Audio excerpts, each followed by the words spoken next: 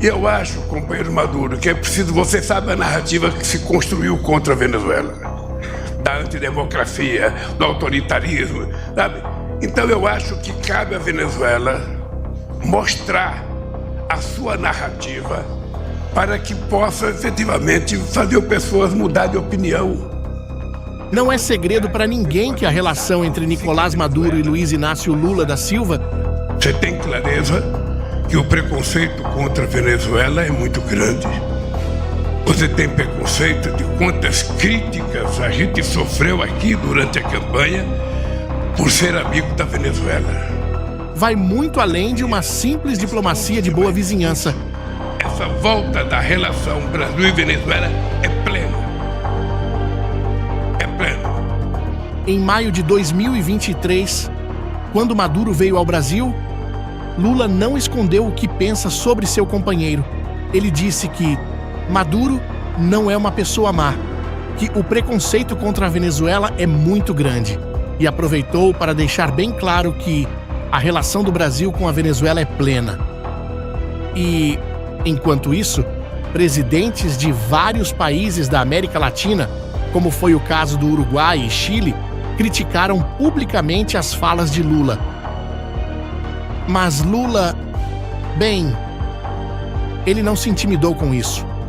Ele, na verdade, dobrou a aposta, chamando as acusações contra Maduro de narrativa negativa. Segundo reportagem da época, essa posição de Lula causou um tremendo mal-estar e atrapalhou os planos de unir os países vizinhos ao Brasil. Mas, agora, 2 anos depois, com navios de guerra americanos cercando a Venezuela e uma recompensa de 50 milhões de dólares pela cabeça de Maduro, há uma pergunta que tenho certeza que muitos de vocês já devem ter se feito.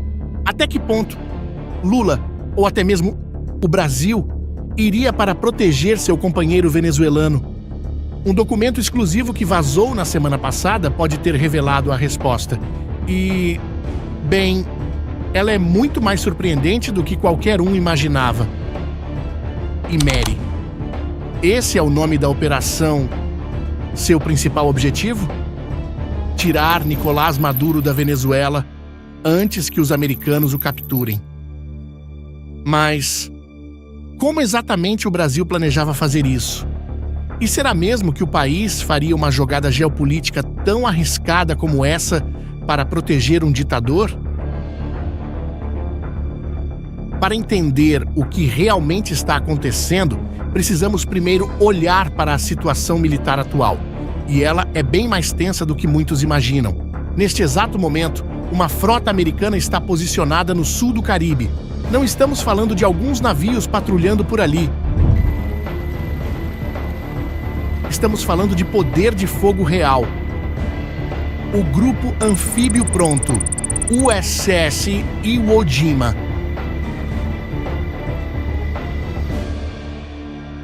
Submarino nuclear de ataque, USS Newport News.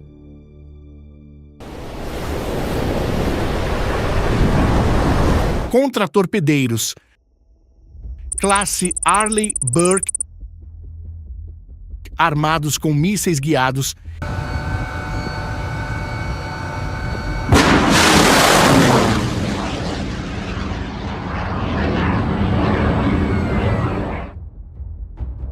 E o cruzador de mísseis USS Lake Erie.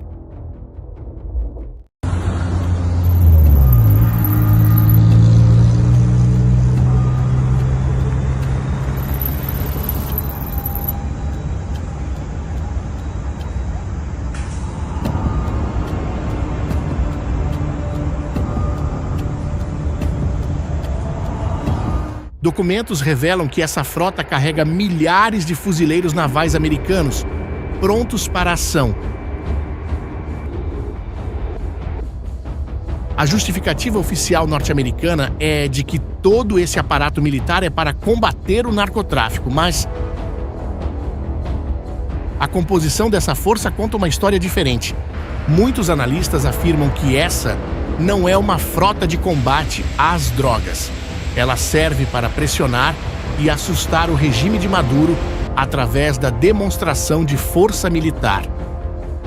E quer saber como Maduro respondeu a essa pressão?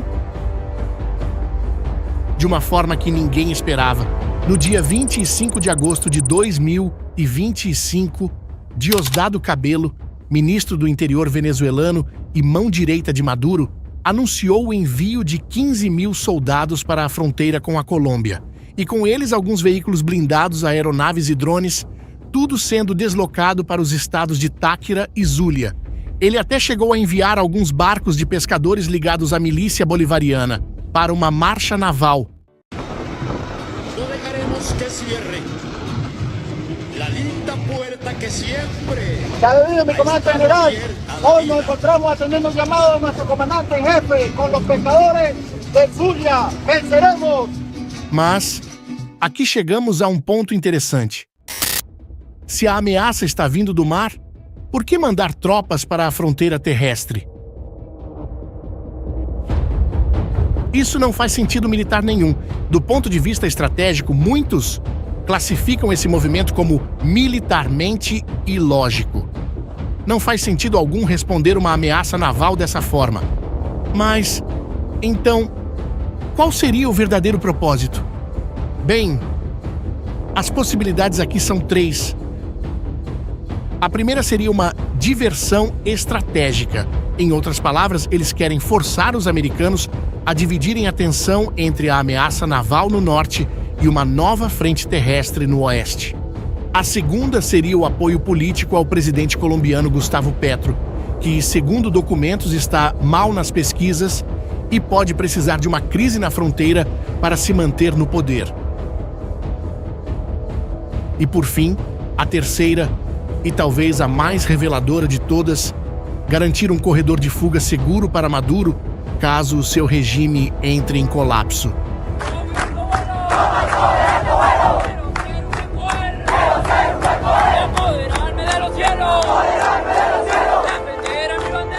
E é justamente essa terceira possibilidade que está ganhando força quando olhamos para o que foi revelado sobre a Operação Imeri. Segundo informações publicadas com exclusividade no site DefesaNet, houve uma reunião secreta entre o chanceler brasileiro Mauro Vieira e seu homólogo venezuelano Ivan Gil, em Bogotá, na Colômbia, entre os dias 21 e 22 de agosto. Oficialmente, eles estavam discutindo cooperação amazônica, mas, segundo a reportagem, o assunto era na realidade outro. Eles estavam falando da Operação Imeri, batizada com o nome da serra que divide Brasil e Venezuela. Essa operação teria sido concebida como um plano de evacuação seletiva de Maduro e parte da liderança venezuelana.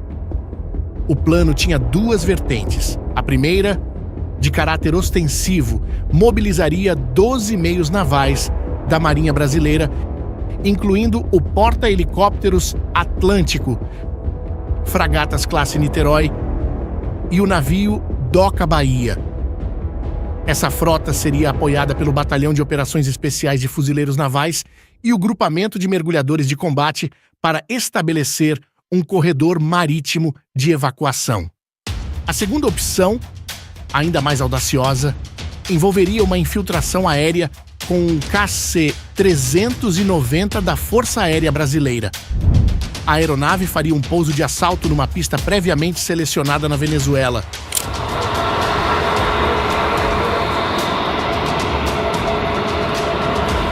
Uma manobra que os militares chamam de touch and go, e ali embarcariam Maduro e seus colaboradores mais próximos, para então voar direto para uma base no Brasil. Documentos técnicos detalham que o voo seria de Boa Vista para Caracas e de volta, o que dá aproximadamente 3.000 quilômetros. Eles aproveitariam a velocidade do KC-390, que é similar à de um jato comercial. Isso funcionaria como elemento de surpresa estratégica. Mas aqui é onde a história fica ainda mais interessante. Quando a reportagem foi publicada, a reação na internet foi rápida. Portais de notícias e publicações em mídias sociais no mundo inteiro repercutiram essas informações. O Itamaraty, o Ministério das Relações Exteriores do Brasil, negou as alegações de que o ministro Mauro Vieira tivesse discutido o assunto. Já o Ministério da Defesa disse que não existe qualquer plano em curso. O site DefesaNet depois esclareceu que a discussão existiu apenas na ala política do governo, mas não envolveu o Ministério da Defesa ou as Forças Armadas. E aqui está um detalhe crucial que passou despercebido por muitos.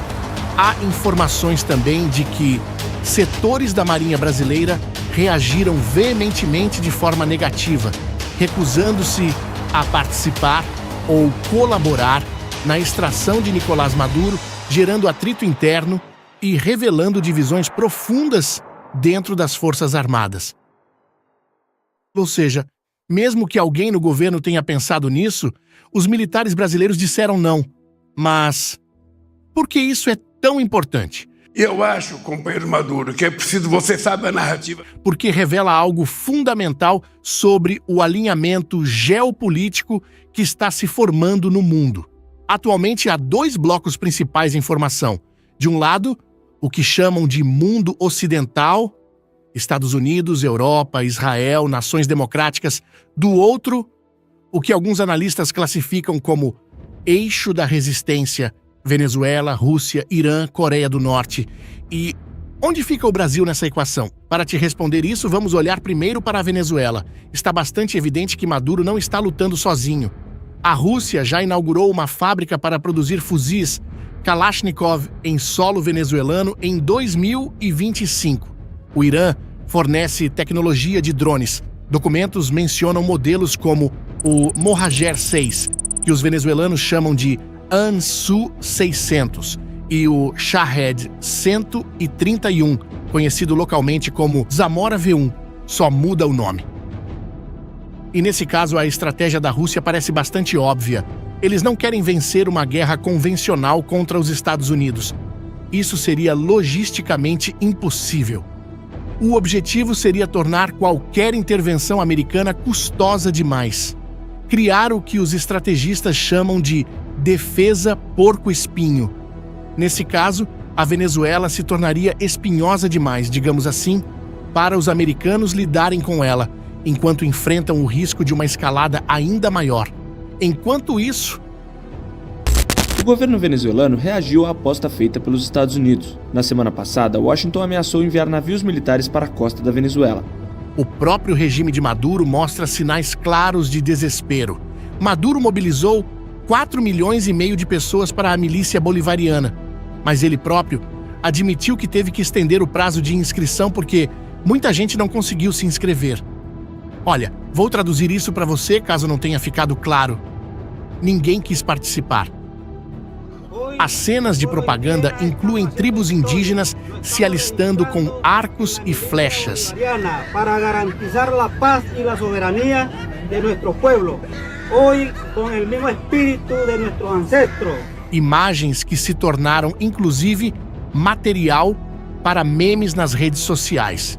Mas, segundo a análise dos documentos, isso não é apenas propaganda, é também um teste de lealdade para funcionários públicos e membros do partido que são pressionados a se alistar. O verdadeiro centro de gravidade do poder de Maduro são suas Forças Armadas Nacionais Bolivarianas. Documentos identificam Vladimir Padrino López, o ministro da Defesa venezuelano, como uma figura-chave. A lealdade militar é mantida através de um sistema que concede aos oficiais de alta patente o controle sobre setores da economia e também o envolvimento em atividades ilegais. Mas essa lealdade tem limites, e os americanos sabem disso. A recompensa de 50 milhões de dólares pela captura de Maduro não é um valor qualquer. Está no mesmo nível reservado para líderes terroristas globais. Trump não está para brincadeira. Os Estados Unidos não veem Maduro como chefe de Estado legítimo, mas como um criminoso internacional. Para o Brasil, as implicações dessa crise vão muito além da Venezuela. Segundo a análise da DefesaNet, os Estados Unidos monitoram cada movimento com extrema atenção e se posicionaram para prevenir qualquer manobra brasileira destinada a salvar o ditador narcoterrorista. Os Estados Unidos deixou claro que, caso o Brasil insista em seguir com qualquer operação desse tipo, novas sanções econômicas e diplomáticas serão impostas. Essa situação coloca o Brasil numa encruzilhada geopolítica. De um lado, a pressão americana e o alinhamento com o mundo ocidental. Do outro, a histórica solidariedade de esquerda com regimes autoritários latino-americanos. A recusa dos militares brasileiros em participar de qualquer plano de resgate de Maduro sugere que as Forças Armadas entendem as consequências de ficar do lado errado dessa equação, porque, no final das contas, essa não é apenas uma crise venezuelana. É a primeira vez em décadas que potências rivais se posicionam militarmente de forma tão aberta na região. Os fatos mostram um ditador paranoico, buscando rotas de fuga, aliados externos fornecendo armas e tecnologia militar e uma superpotência com capacidade real para resolver a situação rapidamente se decidir agir. A Operação Immeri, real ou não, expôs uma realidade incômoda. O Brasil terá que se posicionar em um mundo cada vez mais polarizado entre democracia e autoritarismo. De que lado o Brasil quer estar? Agora me digam vocês, acreditam que essa Operação Immeri pode realmente ter sido discutida em Bogotá? Deixem a opinião de vocês aqui nos comentários. E se vocês gostaram dessa análise, não esqueçam de se inscrever no canal e compartilhar esse vídeo com quem vocês acham que precisa saber dessas informações. Até a próxima!